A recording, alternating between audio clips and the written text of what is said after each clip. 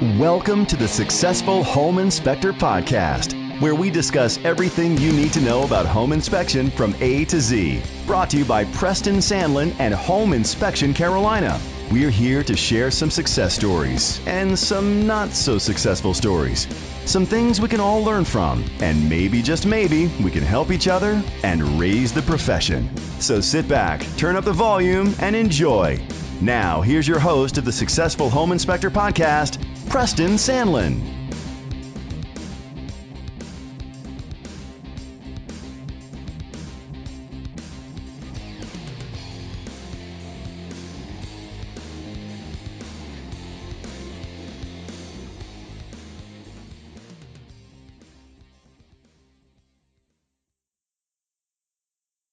Are you struggling to make your home inspection business grow? Well, have I got the answer for you. HomeInspectionFlyers.com.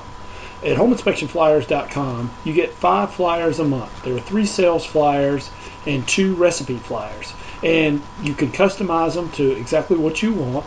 And these make great flyers when you go to the offices to put in their boxes, especially if you're doing like candy bowls or something along that nature. Like I said, it's 5 flyers a month for $29.99, and they're very creative, and you just put in your information. They come as a publisher file, and you just put in your information, and then you send them off to get printed. You can send them off online, and you can get color copies for less than 10 cents a copy. It's a great way to go. I went from being a 1-man home inspection firm to a 7-man home inspection firm on this one strategy alone. So try it today. HomeInspectionFlyers.com. Thanks. Catherine Hall, who owns Value Home Inspection in Philadelphia, Pennsylvania, and she is also has a product called 203K in a Box, where she helps people who can't normally afford a house, and also helps home inspectors help them. So it's kind of a win-win all around. And she is also one of the main consultants for the 203K program. So, Catherine, how are you doing this evening? Good evening, Preston. Thank you so much for having me on your call. I am so honored to be here. Oh, I am glad to have you. And like I said, I've been wanting to get you on this podcast for a long time, but you've been traveling and doing some shows and helping some home inspectors and helping people buy houses. Definitely, yes. Well, tell us first, before we get into what you do, tell us a little bit about you personally, because we'd like to get to know you personally. Thank you. Well, I think the most important thing, and you always start off with the thing that's uppermost in your mind, and so for me, that's the fact that I am a 21-year happily married lady to my best friend. Right. I am the mother of 3 wonderful human beings who all went through the military, and they all said that after me, boot camp was easy. I'm a mother of 4 pet children, 3 dogs and a bird, and I'm the grandmother of 2 wonderful little kids. I am the owner of Value Home Inspections. We've been in business for 20 years. I actually was the very first female certified home inspector in the area, and we have actually been in business for quite some time. As I said, 20 years serving the Delaware Valley. I'm also an instructor at Drexel University Science Center. I teach environmental sciences. I own a termite company, a pest control company, and most recently I was elected as the executive director of the National Association of FHA Consultants, which is a nonprofit organization dedicated to providing competency, consistency, and community to the world of renovation consulting professionals. And wow. I am the creator of the 203K in a Box FHA Consultant Training and Marketing System. Cool. Well, first of all, I want to say congratulations, and we go back. I've known you a while, and you know your stuff. I'll be the first one to say that. And I want to applaud all that you do for our industry and for women, because I have 2 daughters, and I tell them all the time that they can do anything that a man can do it better, and don't ever depend on a man. Do your own thing. There you go, exactly. So I want to applaud you for setting a great example. But before we get into it too far, I do want to address that elephant in the room. Okay. And this wasn't off the script. You're like, wait a minute, this isn't on the script. Because I had a lady inspector, and she was fantastic. do you ever, because it is a male-dominated profession, and, there's some good old boys, she's a woman, what's she know? Do you ever get any blowback from that? And I pity, like Mr. T, I pity the fool that would do that, because I know they would get embarrassed pretty quick. But have you ever experienced any blowback like that? Or believe it or not, I experienced it as recently as this morning. Wow! Wow! And it is, well. First of all, I remember one specific situation that I was on my way to an inspection, and I pull up, and I'm parallel parking into my spot, and in 2 moves, getting me out of my car, and it says, it has labeling all over it, Value Home Inspections, and the man who's sitting on the porch waiting for me to show up says, "Wow, you parked that car like a man." And I'm like, I said, "No, I did it better." But a lot of times I'll get people, "Oh my, you're a woman," and when they see me walk into the door, or when they show up and I'm standing there with my tool belt on, etc., they, "Oh, you're a woman," and I say, "Don't worry, I'll be gentle with you." But nice. Just as recently as today, I was doing an inspection for a friend of mine. Actually, he's one of the contractors that I work with in the 203K program. He's one of the contractors in my referral base. He was buying a property to renovate and flip, and he wanted me to give it the once over. So a representative for the seller, not an agent, but someone who had experience, kind of like a property manager, was there. And so I'm going through the property with him because my client was running late. He said, "Well, I know you'll take care of me, so I'll be there toward the end," which is cool. This is a full-service GC. He knows everything pretty much. Right. He wanted a set of objective eyes on the home. So he shows up, and we're walking around. So I'm running him through everything real briefly because he said, "I don't have much time." And the man said, this representative for the seller says to my client, "Wow, she really knows her stuff. I just thought, when she walked in that she was just a friend of yours." He's like, "No, she knows more than most men." And this is what my client said. So as recently as today, I was, approached by that. And still I find that I go places and I'm the only woman in the room, and then they're like, "Oh, you actually do inspections?" "Yes, I do." And then they have to probe further. "Even getting on roofs?" "Yes, even getting on roofs." It's like, it's still even today. And actually, believe it or not, the people who give me the most resistance are other women. Really? The men are very open to because if I know what I'm doing and I'm using the terms and I'm saying the things and I'm demonstrating my skill set, they're very receptive. The women are the one who are more skeptical because they are so, for all of their real estate experience, they've only dealt with men traditionally, so they're kind of, "Well, you need to show me really a lot more so I can be comfortable with you." So I think I get more resistance out of the women. They're more, maybe it's a little bit intimidated, but they're actually a little more difficult to sway than the men, believe it or not. Wow, that's wild. I had a woman inspector, and I was a little worried about that. Not me personally. I'm fine with it. But, that she would get some blowback from some of the good old boys, and I'm from down south. But actually, she did get a little, but not much. It was overwhelmingly pretty positive. And then but I told her, I said, "Look, you're going to have to prove yourself every single time because, you're being judged." I hate to be, and I had another inspector who was really young, and I told him the same thing, and they both did a fantastic job. So it really worked out. Yeah, exactly. You are, and it's interesting because I own a multi-inspector firm, and all of my other inspectors are men.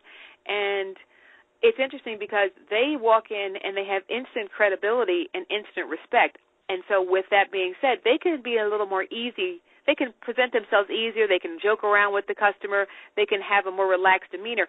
I have to be completely professional. Not that I don't enjoy it, but I can't be as off my guard or as laid back as the guys can be because I do have to prove myself. And it works, but it is something that you do have to be prepared to show them. You have to be a little more professional. You have to be a little more on top of your game. You have to know a little more about the things that you're describing than a man because you can't get away with the same thing the good old boys let the guys get away with. Yeah, no, and it's a shame that it's that way, but I think it's changing, and partly because of people like you are paving the way, and you're I don't know if pioneer is the right word. Well, that's probably a pretty good word, but I appreciate what you're doing.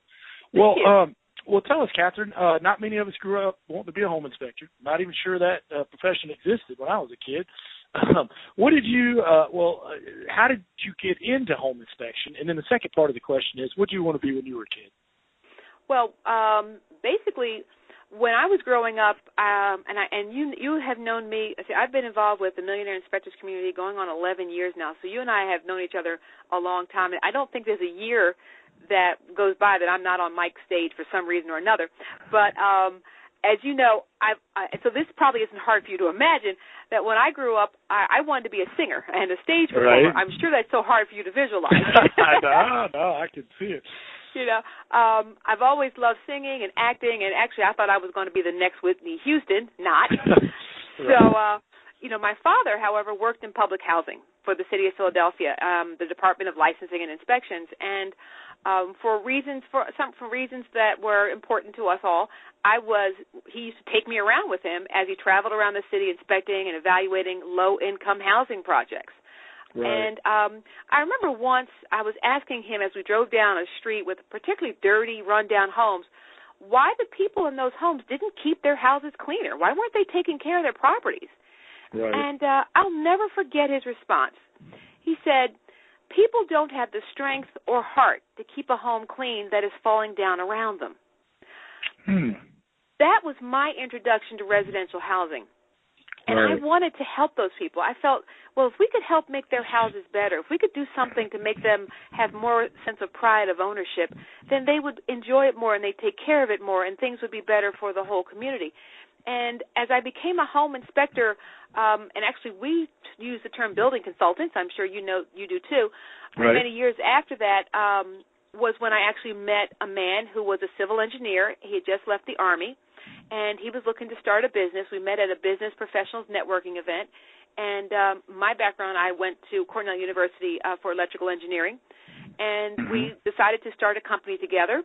And we decided we were going to start this company with the plan to become 203K consultants to purchase and renovate properties as investors.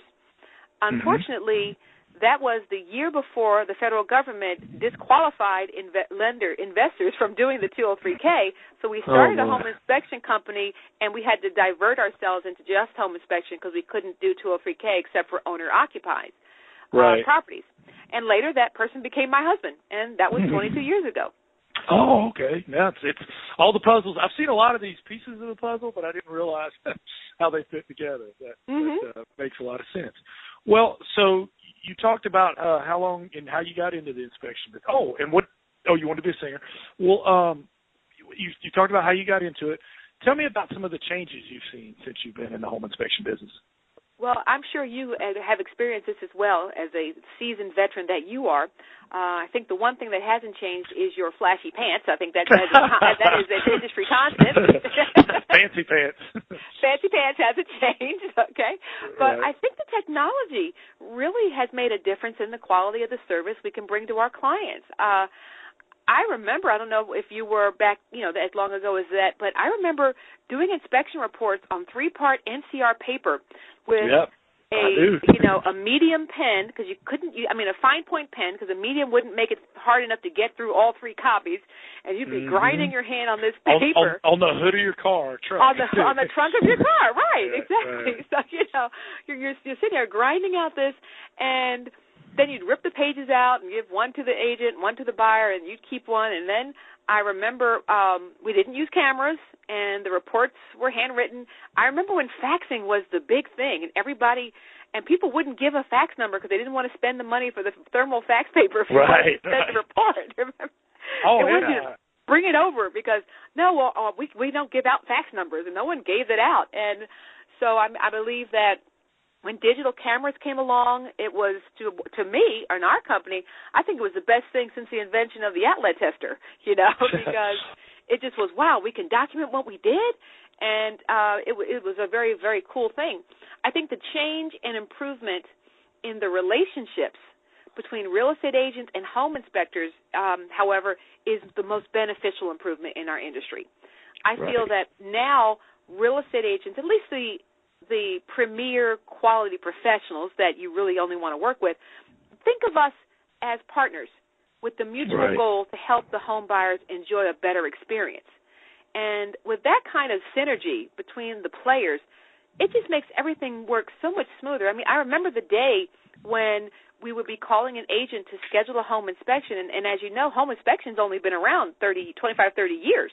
Right. 80s. So, since the 80s. Yeah, exactly. So I'm looking at it from the standpoint that when we first started doing it, agents would say when we called to say we're going to be coming out to do the inspection, well, I've told them this is a waste of money. You know? I've heard that. Builders. Well, builders especially, boy. Exactly. So what do you mean a home inspection? I've never heard of that. My clients don't need that. I help them make sure the house is good. And now it's, yes, we insist that all of our buyers have a home inspection, or we make them sign a waiver. So nothing can beat that building of the synergy and the mutual respect, I think, which is, I think, the most important lasting change in the industry. No, I'm totally with you. And, you know, when you were talking about a seasoned inspector, I'm going to veer off here for just a second, and we'll get into, you know, contractors throwing us under the bus in a little bit. But you know what I tell my inspectors? I said, you know, you talk about becoming a seasoned inspector. I always say, you know how meat is seasoned? You beat it with a hammer, and you rub salt into it. And I said, you know. And then you stick it in the refrigerator, you know. Right. I said, you know, becoming a seasoned home inspector is a lot like that. Trust me. Absolutely. You get pounded. Yes. That's right. And then you get salt rubbed in the wound. And then, exactly. It's a tenderizing process. That's a very good point. I'll have to use that with my new inspectors. Thank you. Let me write that down. Yeah, no problem. There's something new every day. Well, Catherine, this is a two-part question. And it's great because we have a 2-for-1 today. You know, when I started this podcast, I wanted to interview vendors, other home inspectors, and realtors. And we have a home inspector and a vendor here, so we're getting 2-for-1. So I know the listeners appreciate it. So we've talked a little bit about your home inspection service. Let's talk a little bit about your product and service. Tell me about it and what sets your product apart. Okay, well, how much time do we have? Because, you know, I could talk about 203K in the box all night. Right. I'll keep it to the elevator speech version. Okay. 203K in the box is an FHA consultant training and marketing system, and it is a complete certification and business development system that gives a home inspector who's qualified to become certified everything that they need to start and grow a successful renovation consulting component to their existing business. Right. Just to give you a little history, the reason I created this product actually was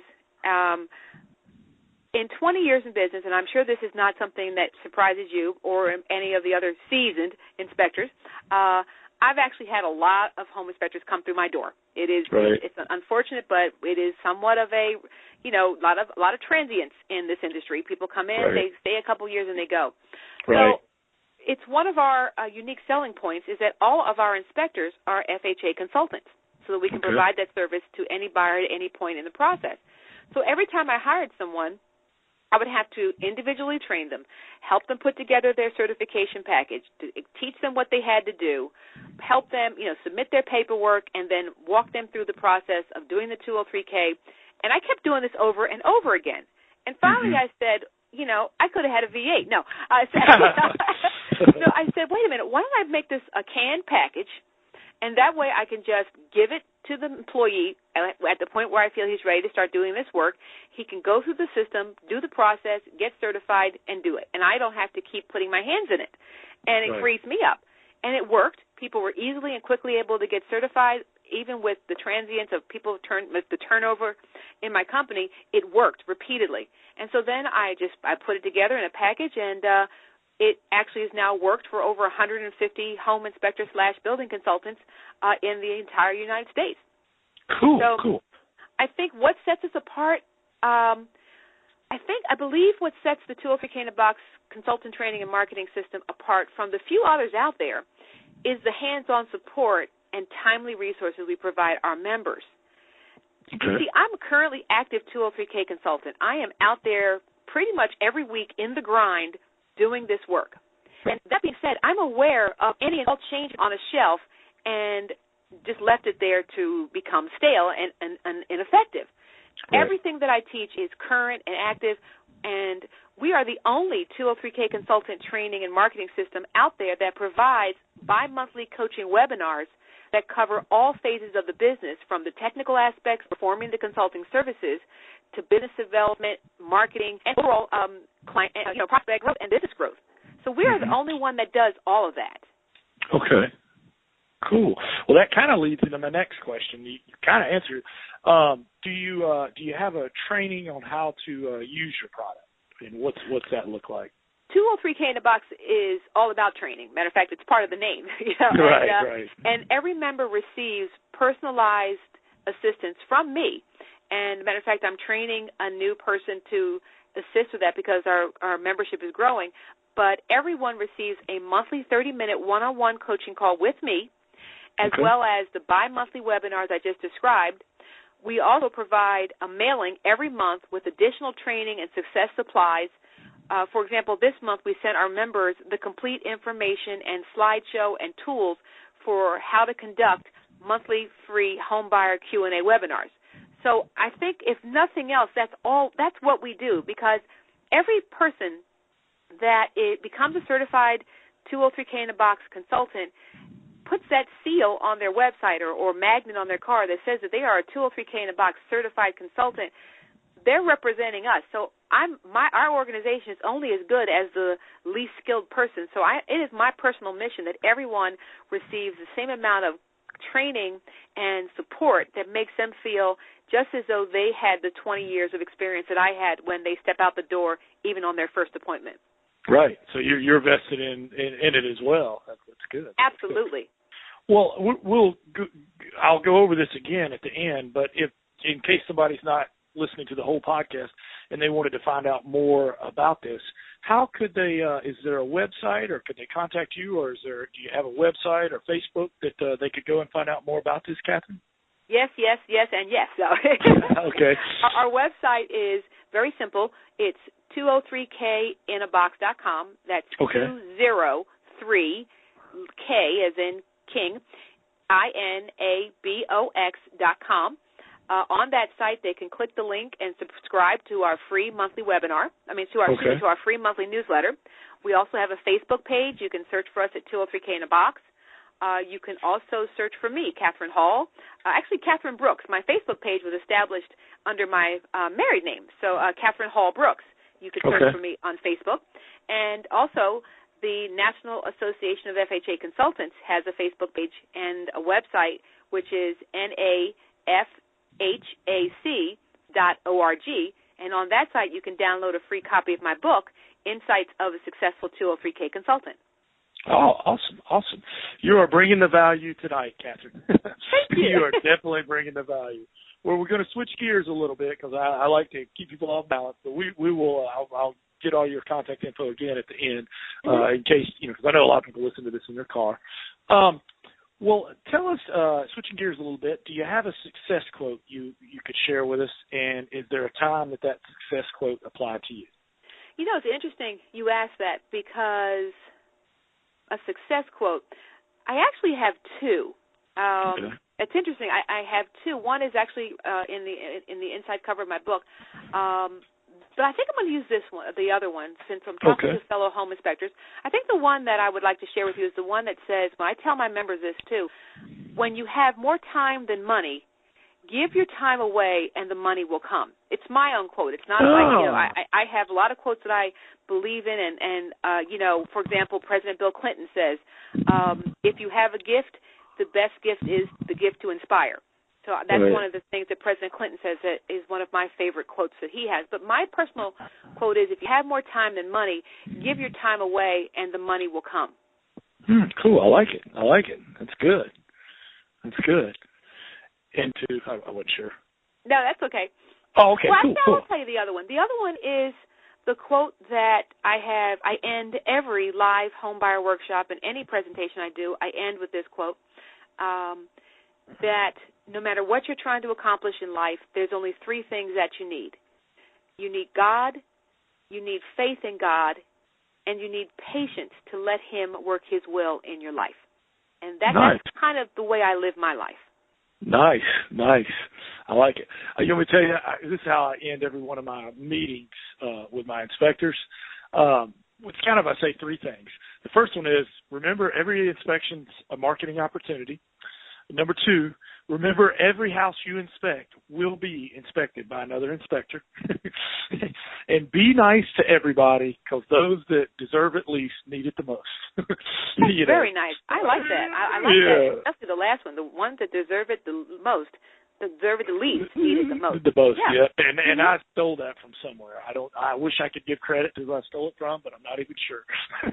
The first two are actually mine, but that one I did steal from somebody. I'll be honest about my thievery. Well, Catherine, let's tell me why I should buy your product. Is it going to save me time or money, and is it going to give me an advantage over my competition? Well, Preston, you are, and I know all of the people on your listening to your podcast, because if they weren't, they wouldn't be spending the time to listen to it, are serious and extremely dedicated professional building consultants. And you know that there are a lot of homes that you evaluate and that you inspect that are not ready for buyers to purchase. Right. And you go into homes and we can tell from the moment we step out our car, oh, this is going to be a good one. You can just tell. It's not POS. Exactly. That's an industry term. Industry term. The term that we use in 203K Consulting is tore up from the floor up. I like that. I like tore up. That's what we say. Oh, no, this one is tore up from the floor up. So and especially with the growing number of FHA buyers you see out there, because especially after the mortgage meltdown, conventional loans, you have to give up a lung in your firstborn to get a mortgage, Nice. So everybody's turning to FHA-insured mortgages because of the low down payment, the more liberal credit qualifying things, et cetera. And as you know, if there are repairs that need to be done to the property to meet FHA minimum standards, and there's no way for these repairs to be completed prior to settlement, foreclosed property or the seller's upside down or whatever, the buyer cannot buy the home except with the 203K or a similar renovation product. Right. So to better serve your clients, and I believe that home inspections, being a home inspection or building consultant, is a ministry, and we're here to be servants, to help people be more prepared for the responsibility and the joys of home ownership. Right. So to better serve your clients and provide them with all the option and even save deals for your referral partners, the real estate agents, yes, you should add 203K Consulting to your business model. Right. It's actually quite easy to do from the standpoint that the only thing you need to be qualified to become a 203K Consultant is you have to have 3 years' experience as a qualified home inspector and meet the necessary licensing requirements in your state to do home inspections. So it's not hard to become. Now, saying all that doesn't mean there's not a process to get certified, but that's the only prerequisite you have to have. Right. So, you mentioned saving time or money. Well, being an FHA consultant really allows you to do more than that. It allows you to make more money per property you evaluate. Right. And thereby reducing the number of homes you have to inspect, you gain time to do other things. Because typically the fee you make on any single project as a 203K consultant is on the low end.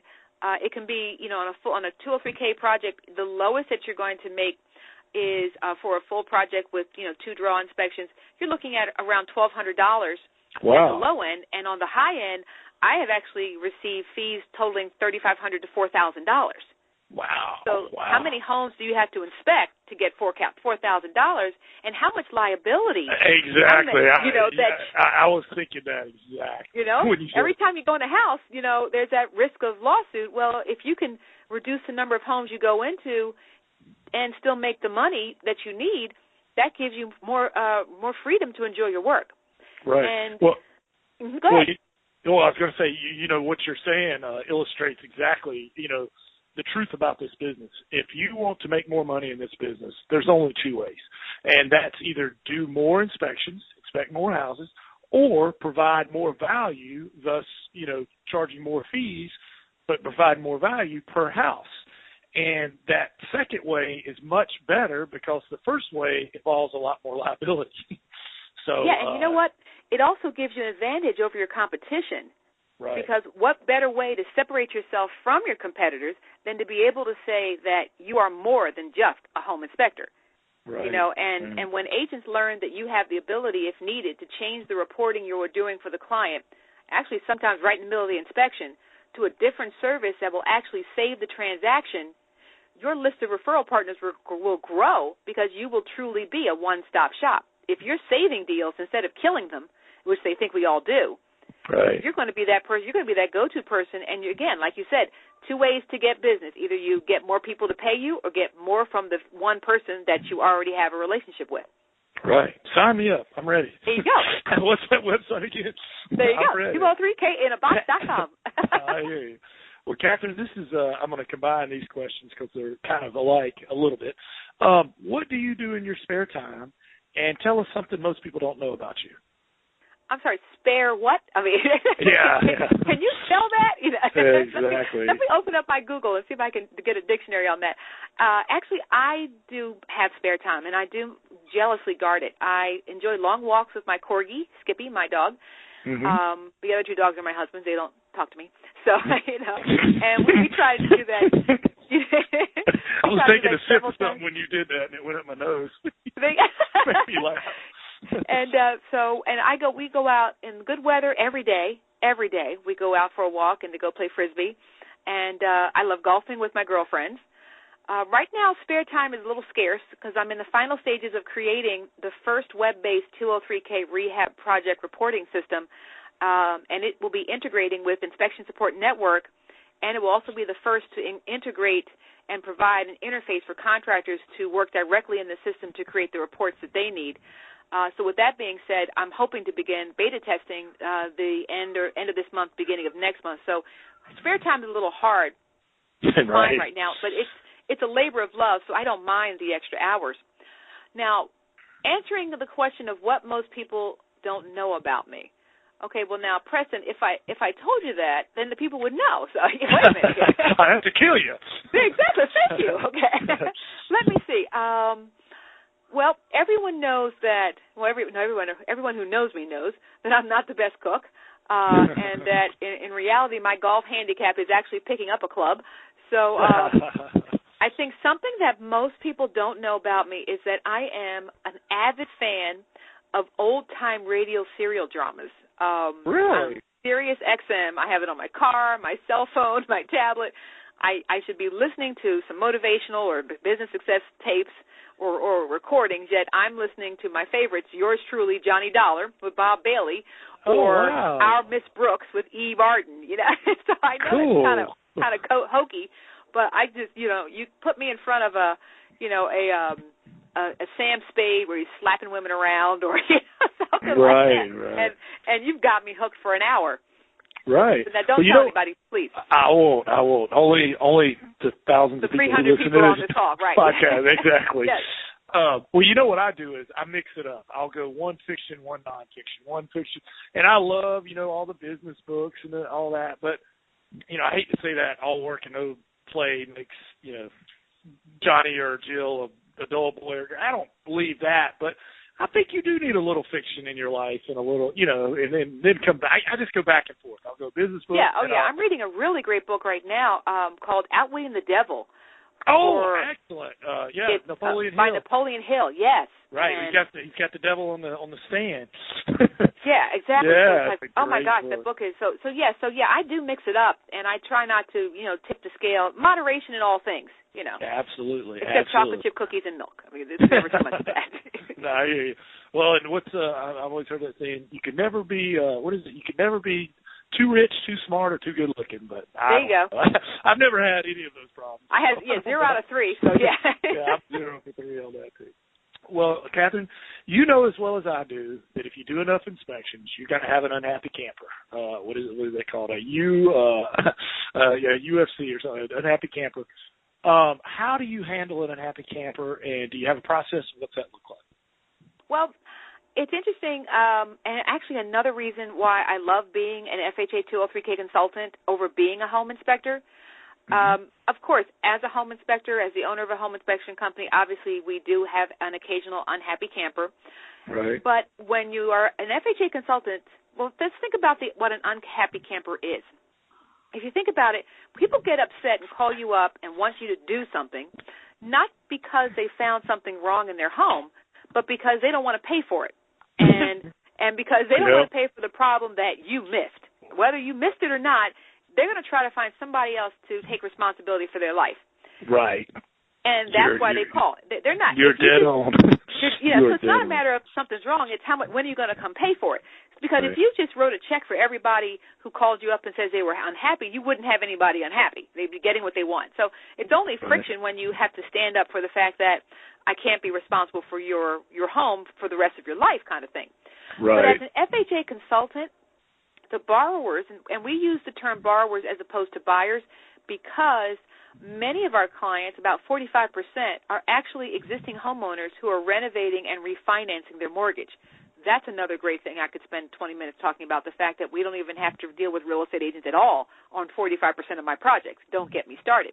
But so the term borrowers is what we use, so you'll hear me say that. So our borrowers don't get upset when things come up that were not included in our original project plan, because part of that project plan is a mandatory contingency reserve added to the escrow amount just to cover things that will come up. So our clients are made aware from day one, this is what we think the project is going to cost, but we're adding 15% on top of that for unforeseen problems that most likely will arise. So they are told that from the beginning, that there will be things that will be different than expected and that the contingency that is there to protect them. So we don't have that unhappy camper because there's that money that provides them with the cushion. And the cool thing is, if nothing unforeseen occurs or not a whole lot of unforeseen things occur, they can use that contingency to do other unspecified repairs. So it's like bonus money. So it's one more reason why I'm leading away from doing home inspections and just letting my other staff do that and just doing the 203Ks. It's less friction. Yeah, and you know what? It's like they are less likely to have problems when they know there's a reward for not having the problem. Absolutely. You know what I mean? It's like my kids. They want me to, Daddy, will you buy me this? Will you buy me that? And I'm like, you know what? You can buy it with your money. Oh, well, I don't really need it. Exactly. I'm like, it's funny when it's my money. You want right. it, I never even thought of it that way, Preston. You're absolutely right. Clients are 203K clients are less likely to say, oh, I don't like that floor tile, when they know that if they want a different, more expensive floor tile, it has to come out of their own contingency funds. I didn't even think of it that way. Thank you. I'll have to add that. Yeah, no, that's excellent. I'm signing up, man. I'm signing up. Well, Catherine, we're going to get into some highs and lows here, but first, let's take a moment and pause for our sponsor. Well, I'll admit this probably doesn't have much to do with home inspection, but it will help me pay for this podcast. If you're in need of anything to hang on the wall, along the lines of art, go to PrestonSandlin.com. Check it out. You can click on there if you're interested, and it takes you to Fine Art America, some of the stuff I've done. And you can have all kinds of things, phone case covers, all different size art things. So if you're looking for a gift or something like that, you like this podcast, it'll help me pay for this podcast. That would be awesome. And if you can prove to me that you bought something from it and I see you at a conference or something, I'll buy you an adult beverage. Thanks a lot. All right. Well, listeners, I am here with Catherine Hall, and she is bringing the value tonight. She is dropping value bombs left and right. And this is you're going to have to back this one up and re-listen to this one a couple of times. I know that I will. Well, Catherine, we're going to get into some good stuff, but first I'm going to take you down here for a second. Sorry. Tell us about a time when you failed. Take us there, and what did you learn from it? Okay, a time that I failed. Let's see. Well, let's see. Like anybody, first of all, like anybody, I don't think of anything as a true failure if I can learn from something. That's the first thing. It's a learning opportunity. You don't learn from your successes. You only learn from the times that you stumble. So that's okay. Actually, this sounds more like an interview. Can I get a job? Am I going to be hired after this, hopefully? Well, you're way overqualified. All right, so I'm stalling, as you can tell. I think a long time ago, actually, and I tell this story to my consultants, to my members I teach, because if I can teach them something so they don't make the same mistakes I have done, then I've helped them be that much better along in their skills. They're going to make their own. But if they can't repeat my mistakes, I've done a service. And so a long time ago, I was working with a client, a borrower, and the contractor on a 203K project. Mm-hmm. Excuse me, and they were very happy with each other. Okay. I like to think about the 203K relationship between the contractor and the client like a marriage. And when it first starts the project, it's the honeymoon phase, and they love each other, and neither one can do any wrong, and everybody's happy. Well, I was. But those chemicals run low after a while. Yeah, exactly. Right. You know where we're going with this, right? Right. So I was completing an interim progress inspection. Another way you actually get paid more as an FHA consultant is, by the fact that you do multiple interim inspections after you complete the project close, so more money in my pocket. So I was doing one of these, and at the request of the client and the contractor, they asked me if I could give the contractor a little more money and be a little more generous with the amount of money I was authorizing for release. Okay? Mm-hmm. The cabinets were not installed. They were sitting in a box on the floor, and they said, well, could you go ahead and pay him because I know he's going to put them in and everything's going to be fine, so just go ahead and pay him like they're almost all fully installed. So I did that. Okay? And then the marriage had that problem, and it turned into a divorce. So something came up, and the client got totally unhappy with the contractor, fired the contractor, and at that point, everything that he had done was found to be substandard. I was wrong for authorizing any payments. That they wanted you to do. Yes, exactly. Right. Okay. They were ignoring the fact that every disbursement request was signed by them, and when the payment was delivered, the checks were two-party checks, and the client signed them over to the contractor voluntarily. Goodness. So it's forget all that. Catherine. It's your fault. It was my fault. It was my fault, and it was my fault because I should not have played into their emotions. I should have done my job neutral and objectively. Right. So it ended up being a whole big mess. And I remember this, and so I've learned, and I'm now teaching the other consultants, and I've always remembered that no matter how chummy the parties are in the transaction, I always make sure to pay exactly and only what is reflected by the work completed. And actually, in fact, I've actually swayed more to being more conservative in my allocations of payments than some contractors like, you know. So sometimes I'll pay them less than they really might have gotten because burn me once, shame on you. Right. Absolutely. No, and you know in the back of your mind that divorce could happen at any time.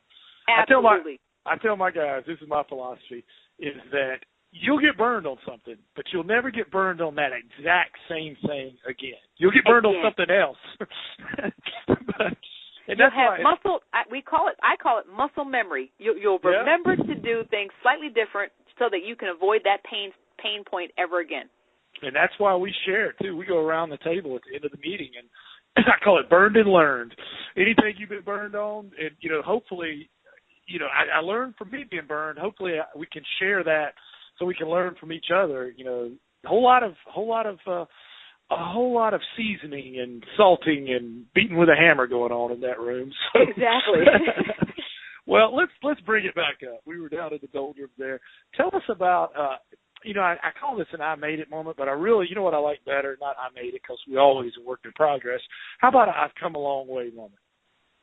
Have you had one of those? Actually, every day I'm moving forward and making strides because this whole industry is really, even though it's been around since the 60s, it's really come into its own.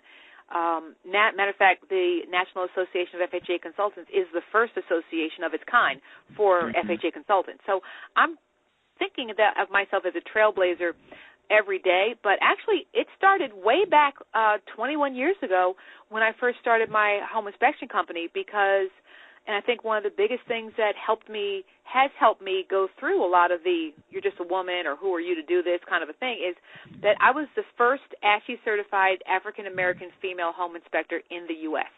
Oh, wow. Congratulations. But then 21 years ago there were no females anyway, so any kind of a female would I'm sure there were a few females out there, but I do know for a fact, and that it didn't set me apart because I never stood on that, but in my own mind I knew that I have something that I've accomplished that very few people would even think to try to accomplish, and so anything else I want to do is going to be downhill from there. Well, and not only that, but you set you blazed the trail for other people by doing that for women and African American women and African American men too. So I mean, kudos for that. You blazed the trail and showed other people what's possible. Well, Catherine, changing gears here a little bit. Do you have a favorite? I know you're interviewing. You're reading Outwitting the Devil right now. But what's your favorite book that you could recommend to our listeners? And what is it about that book that appeals to you? You know, my favorite book, and I would like to say the Bible, because that would really be the nice thing to say. My husband has actually read the Bible through every year for the past 5 years. Wow. I won't even pretend. All right, so I'm jealous. I read the kids' Bible. I read the kids' Bible. I read the Bible. The Cliff Notes. So, right.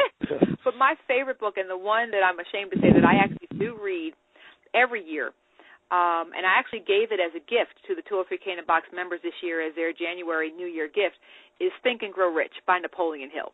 Right. I do. I read that book every year, and I have done that for over, I think, 3 years now.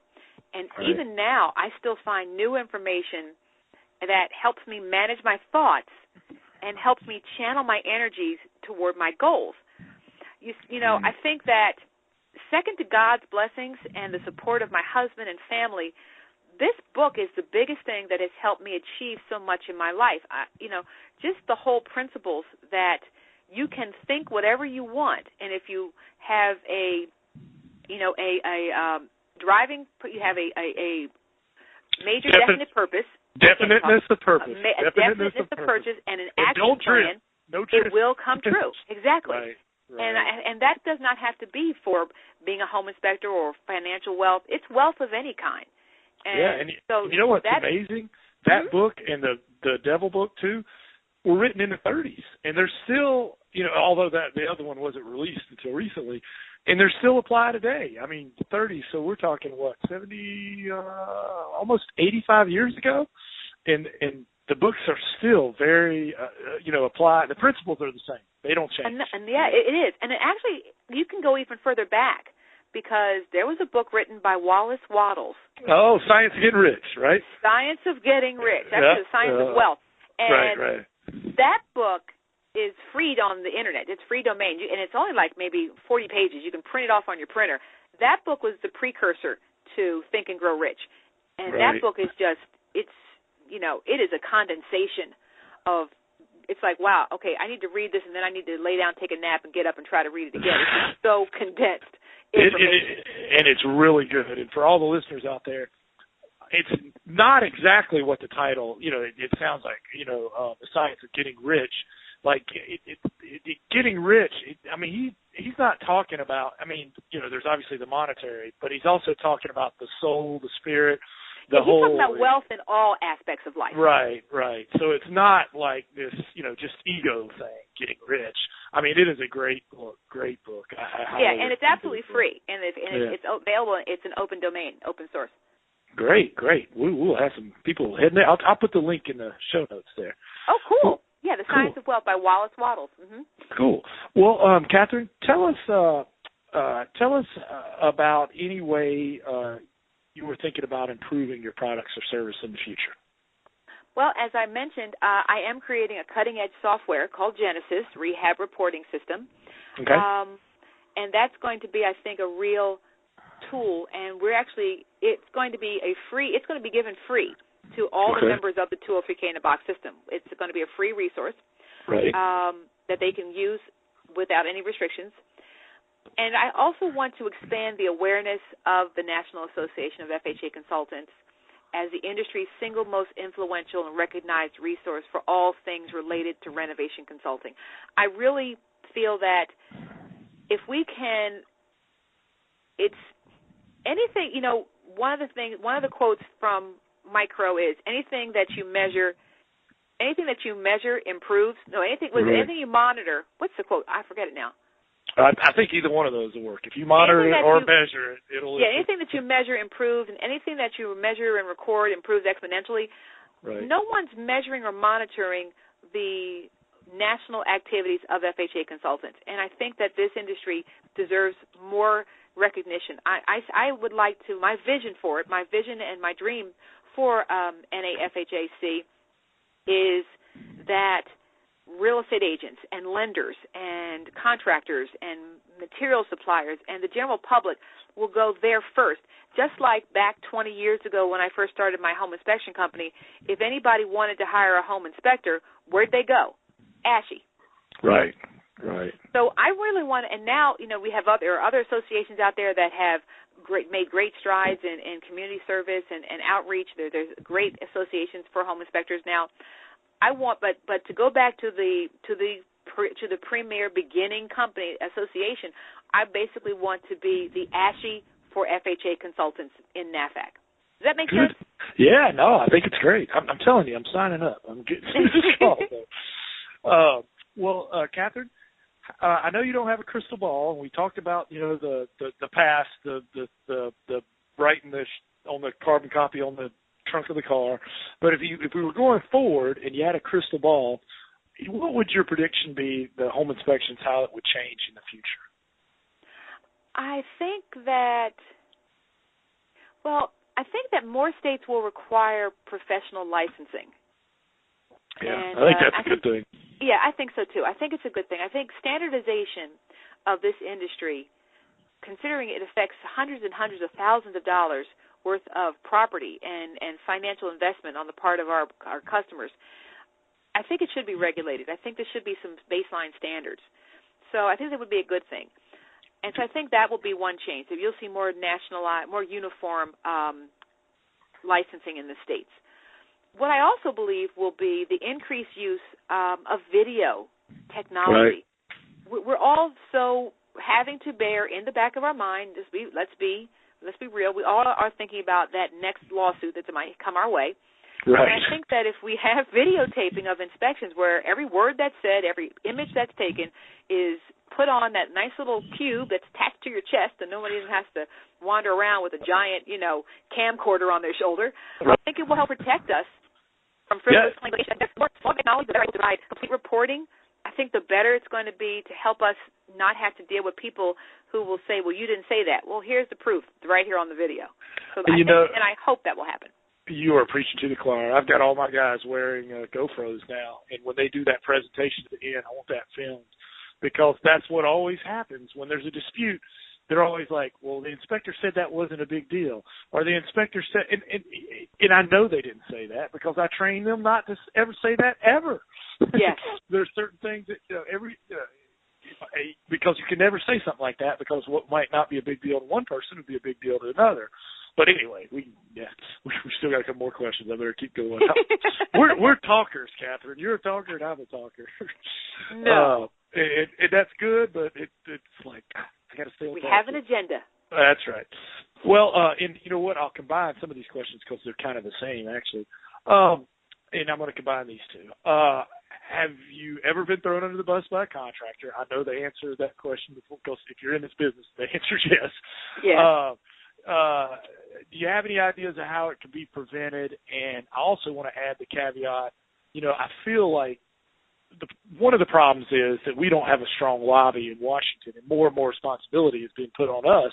Realtors have a strong lobby, and I know ASHI is paying for a lobbyist, and I think that's a good thing. So I guess my question is, number one, I know the answer is yes. So what do you do about being thrown under the bus, and do you have any ideas of how – I don't think it'd ever be totally prevented, but at least controlled. What's your opinion to that, Catherine? Wow, that's the concern every person has when someone calls from a past. When your secretary says, "I have John Smith on the phone. You did an inspection for them 4 months ago." I'm like, "Oh God, need a drink. What? They're not calling you to wish you a happy. They are not inviting you for their open house barbecue. Yeah. So yes, in my 20 plus years in business, I have gotten those calls. Where the client says, my contractor says your home inspector should have seen this. Absolutely. So, first of all, how we prevent it or how we reduce the difficulty caused by it is, I don't know if you're familiar with the term there in the South, that you are. We have a term that we know called spiking their guns. Okay. I'm not familiar with it. It means that you put, here in Pennsylvania, right near Gettysburg, we're all about the Civil War. When you spike somebody's gun, you push the muzzle fills the barrel with dirt and mud, and so when they shoot, it blows up in their face. Okay, so right. That's spiking your guns. Okay. This is from the city of brotherly love to shoot and kill. Thank you. So we tell our clients at the inspection, when we talk about something that's in marginal condition, we tell them right up front, don't be surprised if a contractor comes and says we should have done or said something. But you need to remember we are evaluating this property according to a specific standards of practice, and we must be very careful to be neutral and accurate. We don't have the luxury of making irresponsible statements. Right. And so that's what we tell people so that they know up front, okay, that contractor's saying just what the inspector said. And then we further tell our client, and we do, one of our USPs, we provide ongoing telephone, email, customer support to our clients for as long as they own their home and can introduce them to qualified professional contractors. And this is particularly due to the fact that as FHA consultants, we work with the best contractors and we know the best and the worst, and we can steer clients to who they should utilize, and that way we can help guide them to a contractor who won't throw us under the bus. So we ask them, hey, something looks like it's an issue, call us first. We're here to give you customer support for as long. So I'd like them to call me first to say, I think I have a problem. What can I do? And then I can say, here, let me give you a list of plumbers that you can call and mention that we introduced you to them. I'm not going to get that foolishness if I'm controlling the resources that they do. Does that make sense? Absolutely, because if they do it, you're not sending them business anymore. Exactly. And you mentioned lobbying and how you think that it might be able to help if there was some form of lobbying group. My feeling about lobbying groups is it only works when it comes to legislation or regulation. And the more we regulate, the more we legislate, the less there is the ability for free enterprise. I think legislation and regulation hamstrings us more than it helps us in a lot of ways. I'm not an anarchist, don't get me wrong, but I think there's very little that we can do from a lobbying or legislative standpoint to stop an irresponsible contractor from making a statement to help get that client to buy from him. That's true. Except to stay in touch with the client. Do that follow-up call. Send that, 30-day, post-inspection 30-day email and the post-settlement. One of the things we do because we're FHA consultants is even on our home inspections, we ask when is the settlement date. And we set it up so that we have a tickler file and we make a phone call. Hey, I understand you just moved into your home. How are things going? So if we stay close in touch with them, we don't have that problem. Also, the situation you described, while true for home inspectors, it thankfully does not apply to those of us working with contractors as FHA consultants. Right. Because the contractors view us as their mediator and quality control advocate with the borrower.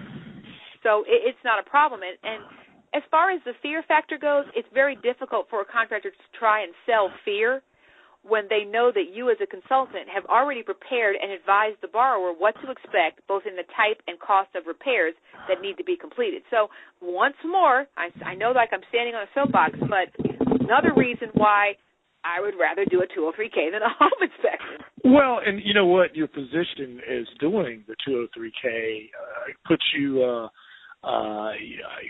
a lot more in touch with contractors, and you probably have a lot more relationships with contractors than the average home inspector who doesn't do 203K. So therefore, you have more people you can steer, even the regular inspectors too, which you have more, like you said, you're spiking the guns. Yeah. So you're going to use that phrase, aren't you? I am. I'm right. That's actually going to be in our next meeting. Well, Catherine, I'm sorry I've kept you so long. I'm going to try to condense it a little bit here. Okay. But you are really dropping some gold nuggets. Now, remember, with this question in mind, it is a G-rated show. What is the wildest or craziest or weirdest thing you've ever found on a home inspection? Oh, my gosh. We've all seen some goodies, some sad things. I think the saddest thing I've seen is animals left in homes. It really breaks my heart. And I've got the SPCA on speed dial because I'll be calling them from houses. But I think the weirdest, craziest thing was once I was doing an inspection, and the occupants and I was on the second floor, and I was testing the outlets, and nothing was working. None of the outlets were working, yet there was things plugged in. They were sitting there watching TV, and I couldn't figure it out. They were getting the electricity for the rooms on the second floor from a series of extension cords that they had run through the window along the back of the row of homes 2 houses down to where a relative or friend or somebody lived, and they were sucking the electricity from this other person. Oh, my gosh. You know, I had... Go ahead. Have you ever seen that? No, but I had some rental houses, and I had this one rental house, and I put 3 ovens in there in a year. And I'm like, what the heck is going on? I mean, I've never burned an oven up in my life, and I put 3 in this one. And what I found out was they had gas heat, and they got behind on their gas bill, so it got cut off. And then they had, you know, they had to pay a whole lot to get it hooked back up. So they were just turning the oven on and leaving the oven door open. The electric oven and heat and melting the knobs and. Oh yeah, exactly. I mean, they're lucky they didn't burn the house down, but it's crazy. And you know that's why those kerosene, you know those little portable kerosene heaters. Yes. They become really popular because some people don't pay the bill. You know, they'll pay the electricity bill usually, but if it's gas heat, a lot of times they'll let that go and they'll get the portable things, you know, and just use those. I mean, but they're, I don't know. I don't want to say anything bad. I'll get that industry on me. Not to digress, but for my rental properties, it's written in their rental agreement that they are not allowed to use any type of portable, flammable heating source. Yeah, in my unit. Dangerous. It is dangerous. It is. They tip over. Even if they don't catch on fire, the smell never goes away. Oh, that's right. And so no. When they spill the kerosene, it gets in the carpet. They spill the kerosene, so yeah, it's prohibited. And if I smell kerosene in the house, you are out. And I make sure our rental agreements that we have on our properties are clearly written that this is a cause for immediate termination without recourse. I mean, immediate, canceling of your lease and eviction without cause for recourse. I've made it clear. It's written so that it's actually stood up in court that they couldn't try to get out of it. And but yeah, so I digress. Yeah, well, I'll add something to that, but then we'll get back on track. Yeah, since I've turned it over to a property manager, I've had no problems. It's just I was too nice to do it myself. You are nice, yes. You smile too much. You and your wife are just way too sweet. Sob story, you know. Well, we'll convince it. Do you have an app, or besides your product, an app or training or marketing or internet resource you'd recommend or be willing to share with everyone, Catherine? Actually, you know what? An app. Okay, app is interesting. I'm going to share 2 things if I have time. Sure. The first thing is a marketing tool that I have lived by, not just as a consultant for 203K in a Box, but also for my local business, and it's actually been amazing. And that is, I think it's surprising how successful and quickly successful it is. We now do, and it's almost zero cost, we do monthly homebuyer Q&A with the expert webinars. And what happened was I wanted to be able to get a way to keep track of all the people I meet at homebuyer workshops on an ongoing basis. And so I decided to create these workshops, these webinars. And so I sent out an email at the end of December to my database of agents thinking I'd get like 2 or 3 who'd be interested in being on these 1-hour calls each month. I got 25 agents. I mean, within 2 hours. These agents all said, I want to be on your panel. How do I get on it? I had to divide them up over the series of 3 months coming on because I had so many agents who wanted to participate. I was thrilled. And still more each month asked when can they get, when they get the reminder email, if they can be on this panel. And it's virtually free. It's very easy to do, and it allows you to tailor the message each month to what you want to highlight in your home inspection business. It's a captive audience. And while you're teaching the home buyer Q&A to the prospective home buyers, you're also reinforcing in the minds of your panel why they should be using you. Right. No, that's excellent. And so it's like you can use, there's free webinar services out there. I don't recommend them because they don't allow you to record these. I mean, I'm not making any money on it, but GoToWebinar, GoToMeeting is actually the best one. It's like $99 a month. It's a little pricey. I use it because I do so many. But there's some lesser ones that allow you to record it to an MP4 video. I upload it to YouTube. I post it on my Facebook page, on my website. It's just fantastic marketing. So you don't have to be a skilled webinar person, just a PowerPoint presentation and a headset microphone, and you can be doing this, tomorrow. So, yeah. And if people went on YouTube and Googled, or not Google, they but can, search they can for go you on to YouTube. valuehomeinspections.com, or they can go to our Facebook page. Our Facebook page is PA Best Home Inspector. But if you look on YouTube for Value Home Inspections, you can see the webinars from January and February and see what we did. Cool. But as far as an app goes, here's an app that, going back to that liability, going back to that he said, she said thing. Mm-hmm. If you are on this call today and you have Skype, okay, use Skype to make your telephone calls and get a free app called Amalto, Amolto. Amalto is a free audio recording app that whenever you dial a phone call or receive a call in on your Skype line, it instantly turns on and records the file, records the audio into an MP3 file. I don't make a call, and this call we're not using that because I didn't want to use it through the computer. But any call that I make, any call, and my staff as well, if you're making a call back to a client who's complaining, that Amalto call recorder is fantastic. So Skype, you can have multiple people on a telephone call. You can record the audio, and with the paid version of Amalto, you can actually record video and audio. So that is excellent. Yeah, it is. That's worth the price of admission right there. I hope so. It's free and it is fantastic. Yeah, it's tremendous. Cool. Well, thank you, Catherine. That was awesome. Well, we just got 3 questions left here. Let's see. If now you have an inspection company as well as you do the 203K for other help them other inspectors.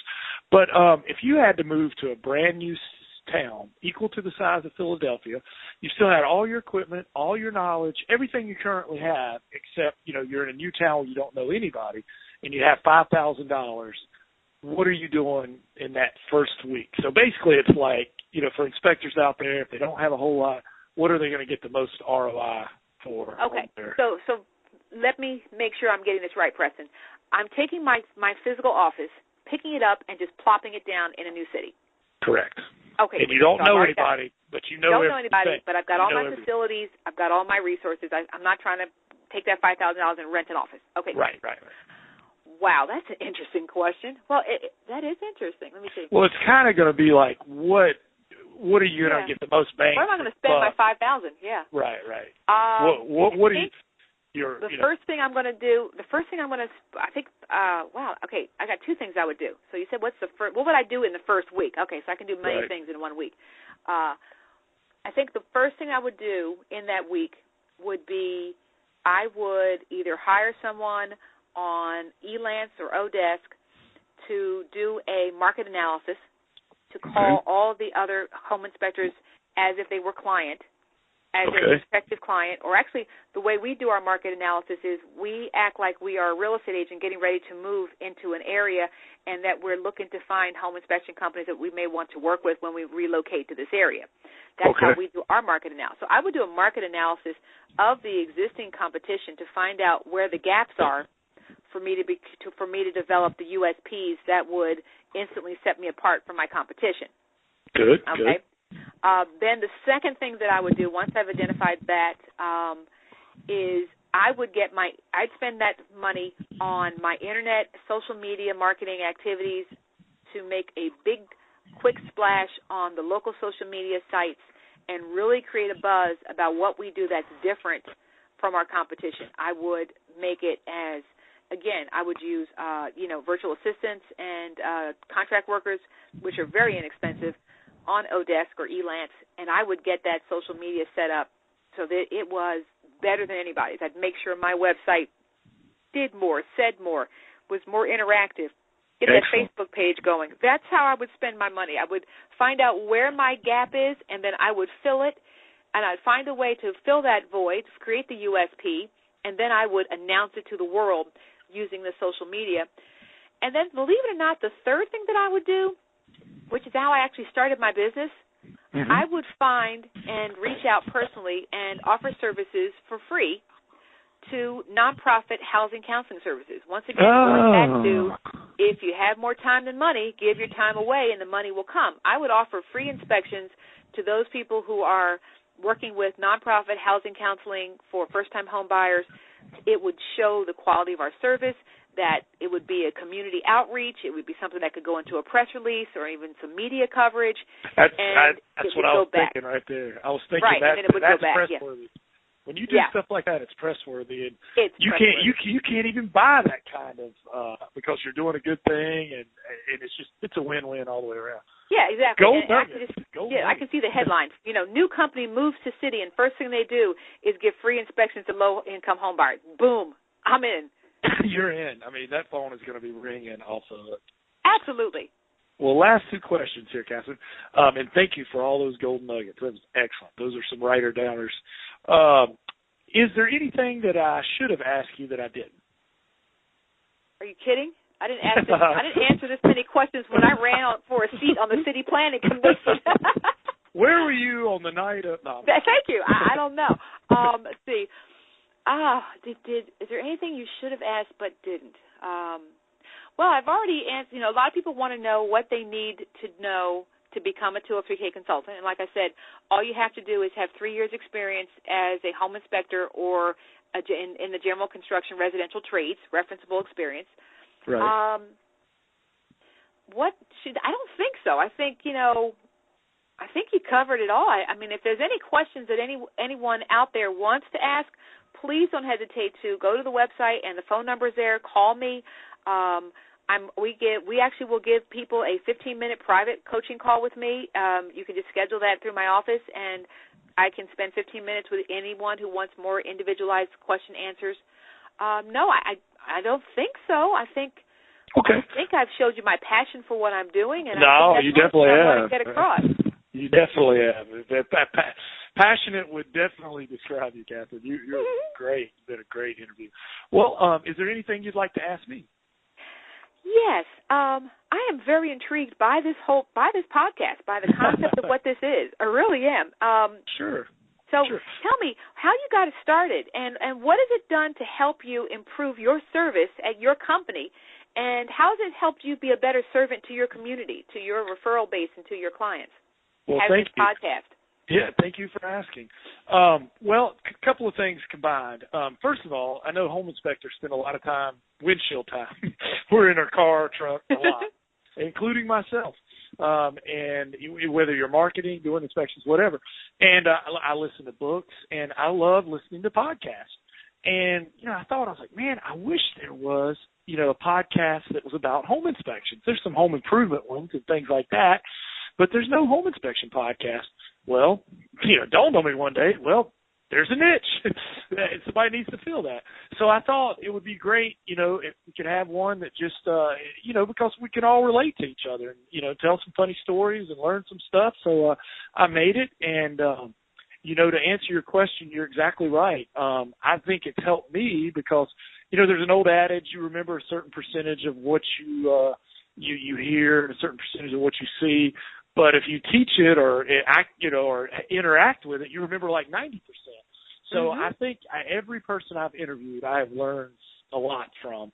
So it's helping me sharpen my saw, that Stephen Covey thing as well. And to be honest with you, it's fun. I like it. I like hearing the stuff, and I just enjoy doing it. And I hope you have to get me the information so I can share the link to the podcast with my members so that they can be listening in each week as well. Absolutely. I sure will. Well, Catherine, you have been more than generous with your time, and I'm sorry I talked your head off. But I know the members love what you're doing and love all the value that you've shared. A couple of things. Let's go over real quick if they wanted to get in touch with you or find out more about your program. But first, let's get you a bunch of likes on your Facebook. What's your Facebook business page? The Facebook business page is 203K in a box. Okay. Everybody who got value from Catherine, and I know you did, go on there and give her some likes. And second of all, if they're interested in your program or would like to talk to you, what's the best way or multiple ways? The ways that they can reach me are very manyfold. They can email me at info@203kinabox.com. Okay. They can call toll-free 877-869-4440. They can subscribe to our free monthly newsletter and get more information about our services and products at 203kinabox.com.